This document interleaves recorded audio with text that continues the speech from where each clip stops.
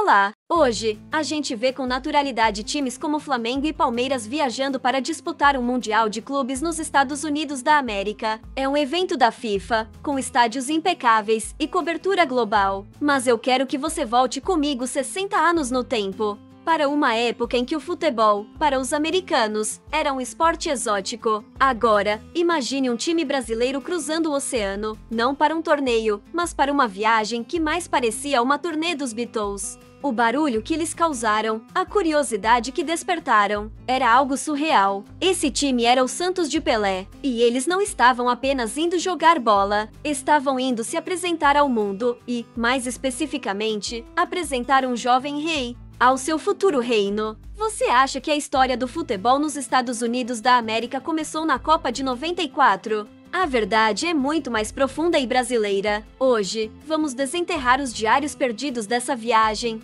folhear as páginas amareladas de jornais que anunciavam a chegada do Rei Pelé e seus campeões mundiais e entender como, muito antes da FIFA sonhar com o Mundial nos Estados Unidos da América, o Santos já estava lá, pavimentando o caminho. Para entender a magnitude dessas viagens, precisamos nos situar no início dos anos 60. O Brasil era bicampeão do mundo 58 e 62, e no centro desse universo, brilhava Pelé. Aos 21 anos, ele já era um fenômeno global, a personificação do talento brasileiro. E seu time era o Santos. Mas aqui está o ponto crucial. Aquele Santos era muito mais do que apenas Pelé. Era uma constelação. Pense em Gilmar no gol, Zito como capitão e gerente em campo, e um ataque covarde com Coutinho, o parceiro ideal de Pelé para as tabelinhas infernais, e Pepe, o canhão da vila, com seus chutes explosivos. Aquele time não jogava futebol, ele praticava o futebol arte. Eram, sem dúvida, o melhor time do planeta, bicampeões mundiais de clubes em 62 e 63. Ser o melhor do mundo vinha com um preço.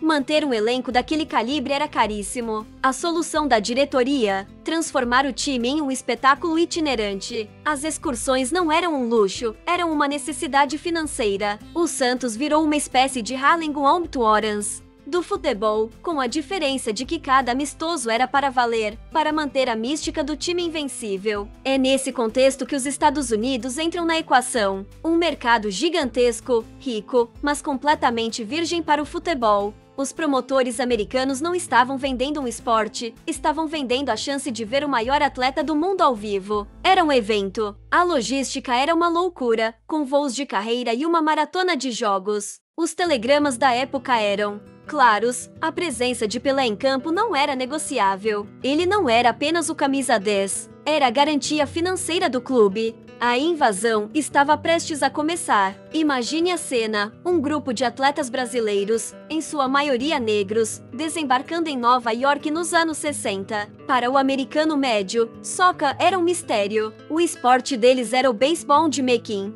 Mantle, o basquete de Ben Watson e o futebol americano de Jim Brown. O futebol dos pés era coisa de imigrante. De repente, os jornais locais estampam manchetes curiosas: Rei Pelé chega a Chicago. Como explicar quem ele era? A analogia mais comum era chamá-lo de o Babe Ruth do futebol. A recepção era um misto de fascínio e ignorância. Pepe contava que os americanos perguntavam por que eles não podiam usar as mãos. Um placar de 1-0 era considerado um tédio, mas então vinha o jogo. E aí, o silêncio da dúvida virava o barulho do espanto. O Santos entrava em campo, muitas vezes em estádios de beisebol, com uma área de terra batida no meio do campo. Mas nem isso os parava. O público, uma mistura de imigrantes saudosos e americanos curiosos, ficava boquiaberto. Eles viam algo que a mente esportiva americana não processava. Não era força, era fluidez. Não era roteiro, era improviso. A tabelinha entre Pelé e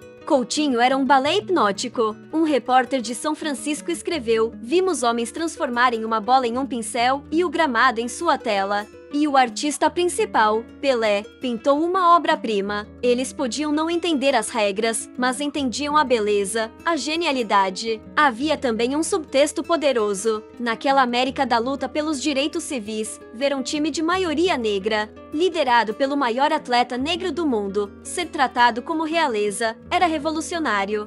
Pelé recebia as chaves da cidade, era aclamado por todos. Sem perceber, o Santos importava uma imagem de um Brasil onde o talento transcendia a cor da pele, um contraponto à tensa realidade racial americana. Se para o público era glamour, para os jogadores a realidade era de exaustão. O lema era: jogo hoje, viagem amanhã, jogo depois de amanhã. Pelé descreveu o período como uma maratona alucinante. Muitas vezes, ele jogou no sacrifício, escondendo dores para garantir que o show e o cachê do clube continuassem. Os campos eram um capítulo à parte. Jogar em estádios de beisebol era um desafio cômico. Zito brincava que a primeira preocupação era não tropeçar na base do arremessador. A bola quicava de forma estranha na terra batida, mas a genialidade do time se adaptava. Aquela capacidade de improvisar, forjada na várzea brasileira, brilhava ainda mais em condições adversas. A comida, o idioma, a saudade de casa, tudo era um desafio. Mas havia também o fascínio da descoberta. Para jovens de origem humilde, estar nos Estados Unidos da América era um sonho. E a rotina de glória e perrengue forjou um laço familiar naquele grupo. Eles não eram só um time, eram irmãos na estrada, dividindo as dores e as vitórias. E essa união, construída em hotéis e aeroportos, era a base da cumplicidade mágica que se via em campo. Qual foi o resultado prático disso tudo? O futebol não explodiu nos Estados Unidos da América da noite para o dia, mas o legado foi profundo, plantado na memória e na cultura. Aquele garoto americano que viu Pelé em 1966, talvez tenha sido o mesmo que, 10 anos depois, comprou um ingresso para ver o New York Cosmos, quando o próprio rei voltou para liderar a primeira grande tentativa de profissionalizar o futebol no país, a NASL. As excursões do Santos prepararam o terreno. Elas criaram uma memória afetiva, uma prova de que o futebol era um espetáculo. A chegada de Pelé ao Cosmos em 75 foi o passo seguinte, que popularizou o esporte e fez uma geração